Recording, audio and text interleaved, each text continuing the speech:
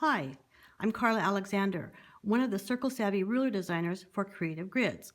So in this video, I'll be showing you how to use this ruler to cut arcs and backgrounds from the same square with a minimal amount of leftovers. Usually when you cut the pieces for the block, you'll cut the arc from a small square, as you see here,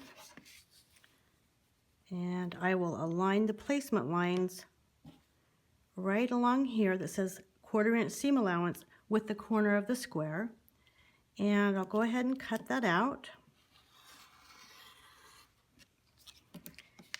And you'll see just a tiny leftover for that. However, when it comes to the background, again, I'll align this edge right here. I'm going to cut on the 10, and you'll see I do have the 2 pieces I need, which always look like they won't fit, but they do. But I also have this leftover. All these leftovers began to bug me, and they stacked up. So I came up with this cutting method I call equal exchange. I call it equal exchange because you'll need an equal number of lights and darks for this to work. And your design needs to be able to accommodate the same fabric in both the arc and the background position, as shown here in this little table runner.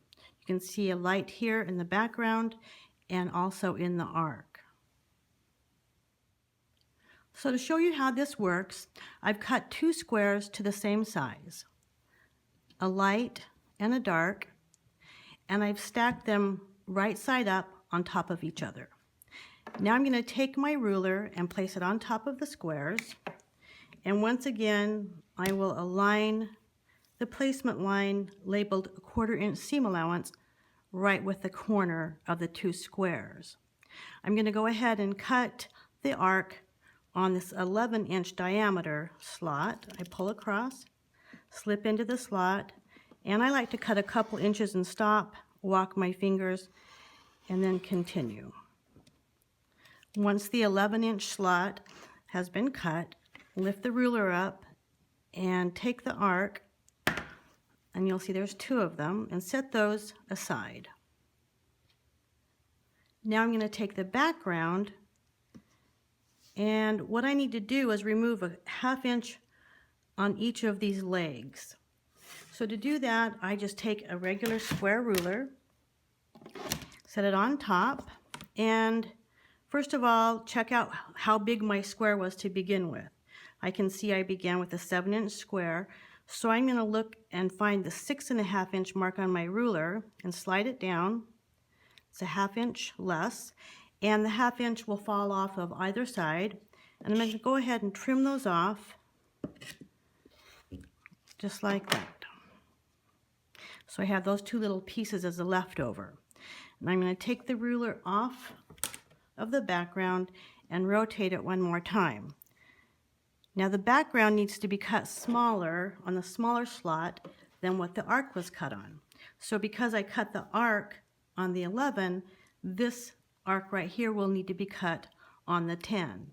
So now I'm going to put my ruler back on top, and what I'm aligning is the placement line right here that says a 1/4 inch seam allowance with that edge of the background piece, and same thing right up here. And you'll see that it falls right. You can adjust it so it falls right with that where it was cut in the beginning.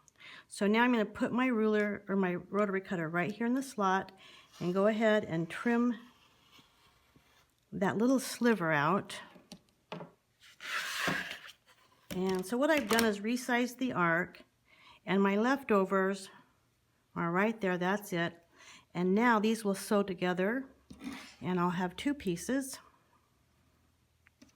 2 blocks, and no longer will I have the leftover that was piling up in my sewing room. Okay, so I hope you'll give this a try, and remember, whatever is in the background will also show up where the arc is. So have fun with your Circle Savvy ruler, cut some arcs, and let me know how it works for you. Thank you.